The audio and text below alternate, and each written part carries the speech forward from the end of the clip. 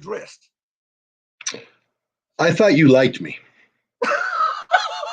I thought you liked me. And now you ask me the question that if I answer it, I'm going to get in trouble.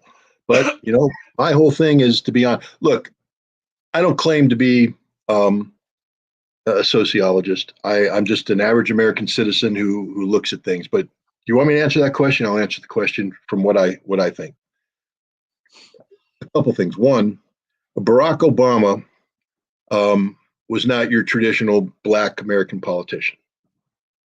He grew up in Hawaii, and he grew up in a privileged lifestyle in Hawaii.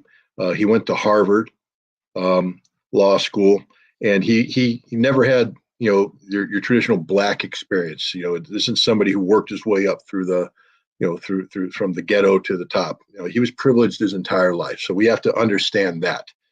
Two, he was inherently unqualified for the job. He had no foreign policy experience. He didn't know the world at all. He was a Chicago social worker, advocate, and that constitutional scholar, but no real practical application in that.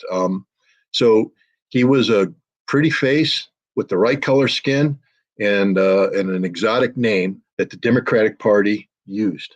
That's it. That's straight up it. Now, let's talk about his policies. You can tell a lot about Barack Obama by who he picked as his vice president. Because Joe Biden's the most racist man that walks the face of the earth today. If you're a Black person, you think Joe Biden's on your side, you haven't been watching or listening to Joe Biden at all. The man is a straight up racist. And Barack Obama knows it because Joe Biden got picked up on an open mic talking about, listening to Barack, well, he cleans up pretty good and he's pretty articulate for one of them. Them what? Them what? Are you saying that Black people can't be clean and articulate? Is that what you're saying, Joe? Yes, that is what you're saying, Joe, because you're a racist, straight up racist. I mean, Joe Biden is the guy that was behind these laws that put Black men in prison in overwhelming numbers. That's Joe Biden that did that. And Barack Obama picked him to be his vice president. Not just his, they were a partnership. Normally vice presidents are like Ronald Reagan and George Herbert Walker Bush. They don't like each other. They hated each other. They despised each other. But politics said that because George Herbert Walker Bush got the second greatest number of votes at the convention, he was going to be the vice president. But here, Barack Obama picked old Sleepy Joe. Why? I don't know. I mean, I'll tell you why. Now this is what's going to get me in trouble, because this is where you're going to, I don't know about you, but people might get angry at me. This is just my observations. Because Joe Biden is the modern plantation master. And he's a big name in the Democratic Party. The Democratic Party is controlled by white people who use Black people to empower white people.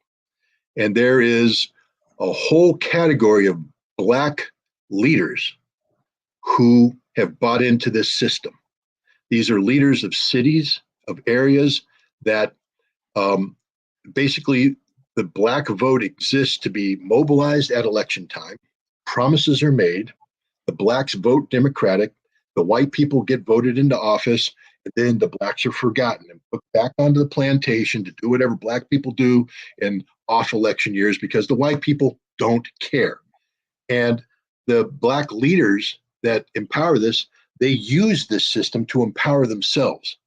And I'm not going to use names because I don't want to, but there's some very big names out there, people who ran places like Baltimore and other places, and Baltimore never got better, and Atlanta never got better, and Black communities never got better, but these guys got more powerful, they got richer, they got wealthier, because at a moment's notice, the phone would ring, and white Democratic power would say, mobilize the Blacks. And the good old boy would say, Black people, rise up, come over, vote, go back. And Joe Biden was the white plantation master that made that happen. He was the white guy to make that happen. And the Black community, look what happened when the time came, when Joe Biden faced crisis in the 2020 election, in the summer of 2020. It was the South Carolina Black politician that stepped up and did the deed. He gave the Black vote to Joe Biden when Joe Biden needed the Black vote. That wasn't democracy. Joe Biden didn't have a chance. First of all, how could Joe Biden possibly win a debate in front of a black audience? Because anybody would just say, Joe, what about the laws that you passed?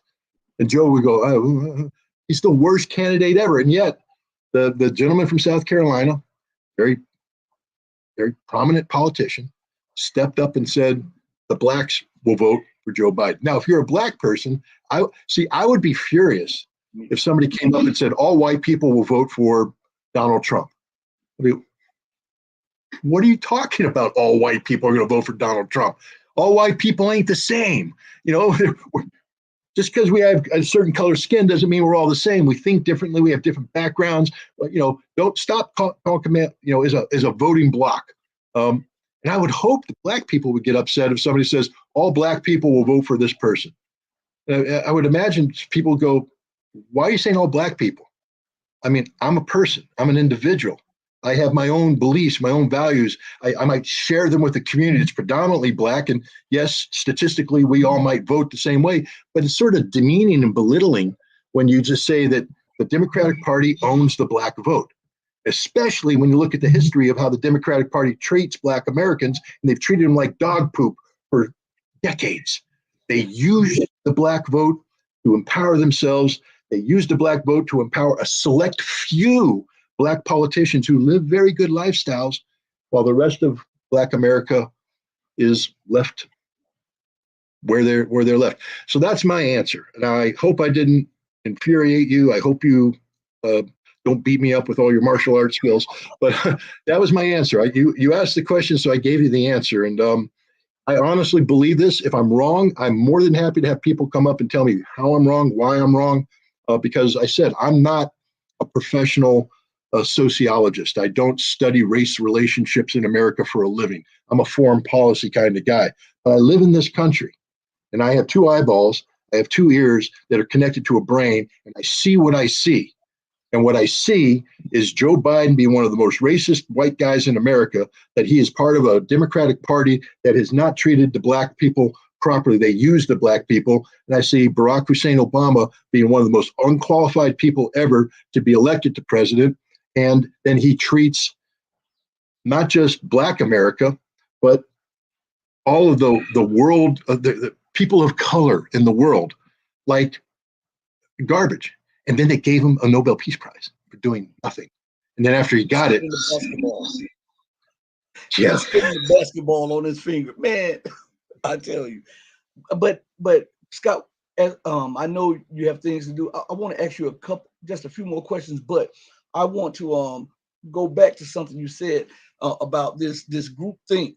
Well, you have to understand that it's intrinsic. It is. They have set up a system in the black community, the urban community, from the churches to the to all kind of programs that they've, and it is being instilled.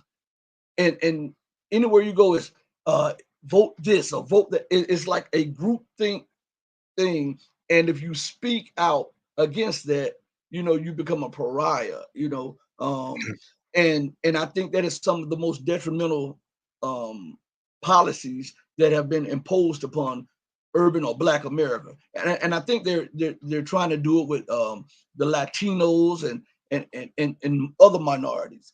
But can I just throw something in there just to give some background? In the lead up to the Iraq War, I was actually invited down to Washington D.C. by the Nation of Islam, and I showed up, and it was fascinating to watch because I mean the crowd was huge, and I was literally the only white person there. But they wanted to hear about Iraq, and they wanted to talk about that. But so that was my first experience with the Nation of Islam, and they were well organized, very disciplined, and they had some very big bodyguards because I think there were some people that didn't want me to speak at the Nation of Islam because I look like this. But it was a great event, et cetera. Later on, when I was a firefighter, and I got to work with some firefighters from Mount Vernon outside of New York City,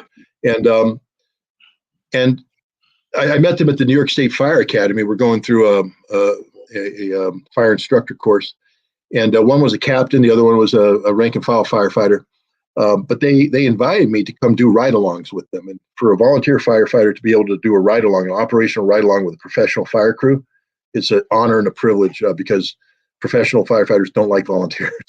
But they allowed me to come in. And when you ride in, it wasn't just a tourist thing. I was a firefighter. So when we went to the house, I was on the crew that went in and fought fires with them. But long story short, the crew, I was riding with their rescue crews, so their elite crew.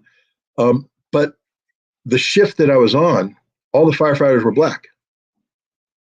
And I mean, I know that Mount Vernon has a high black percentage of populations, but every other firefighter in the department was white. They had put all the black firefighters in the same crew because none of the white firefighters wanted to work with the black firefighters. And yes, ladies and gentlemen, this is in the 2000s in the United States of America. White firefighters wouldn't work with black firefighters. But a lot of the black firefighters were from were Nation of Islam guys. And the reason why I bring this up is, I would spend a lot of time, when you do a ride along, it's 24 hours and you're living with them, you're eating with them, you're sleeping with them, you're working with them. And I did this a couple times. So I got to know these guys pretty well. And we became good friends. And, but there was other black firefighters in the thing, but the other black firefighters were traditional Christian, blacks. So they had this link to the church. And the Nation of Islam, and talking, I'd sit there and listen to the conversations, and there was resentment amongst the Nation of Islam about the sellout of the church blacks.